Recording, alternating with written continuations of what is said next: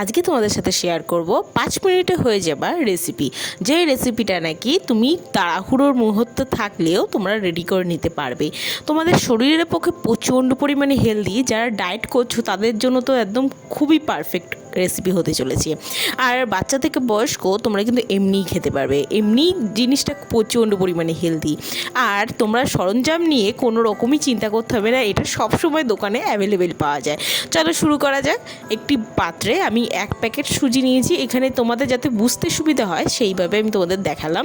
এখানে 1 কাপ এবার একটা প্যাকেট সুজি নিয়েছি গোটা, পরিমাণ মতো লবণ নিয়েছি, আর 1 বাটি টক দই নিয়েছি। টক দইটা পারলে বেশি দেবে, তাতে টক ফ্লেভারটা খেতে খুবই সুন্দর লাগবে। তারপর ব্যাটারটাকে ভালো করে মিক্সড করে নিয়ে অল্প সামান্য জল দিয়ে মিক্সড করবে। প্রথমেই অনেকটা জল দেবে না, নাহলে প্রচণ্ড পরিমাণে পাতলা হয়ে যাবে। ব্যাটারটা প্রচণ্ড পরিমাণে পাতলাও হবে না, আবার প্রচণ্ড পরিমাণে টাইট হবে না, লো টু মিডিয়াম টাইপের ব্যাটারটা হবে। তারপর ব্যাটারটা কিছুক্ষণের জন্য রেখে দেবে।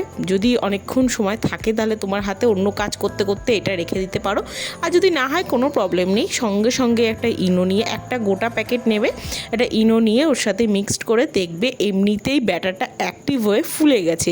যেখানে অনেকেও ইস্ট ব্যবহার করে, ইস্টটা ব্যবহার করো না, আমার পক্ষে মনে হয় ইস্টটা ক্ষতিকারক সবার পক্ষে। এখানে 1 প্যাকেটের ইনো দিলেই বেস্ট হয়।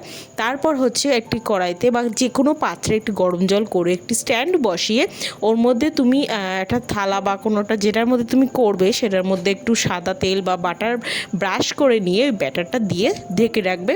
5 মিনিট স্টিম করলেই তোমার কিন্তু খাবারটা রেডি।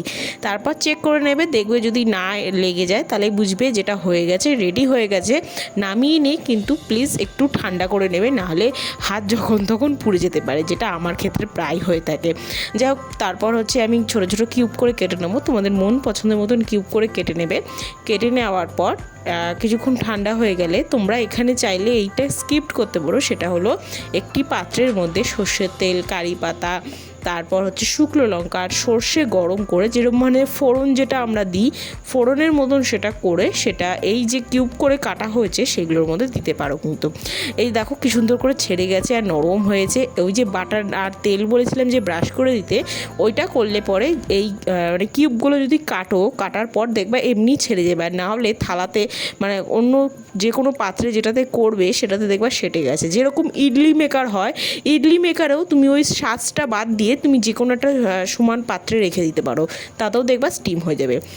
তোমরা দেখতেই পাচ্ছ রেজাল্টটা কীরকম হয়েছে।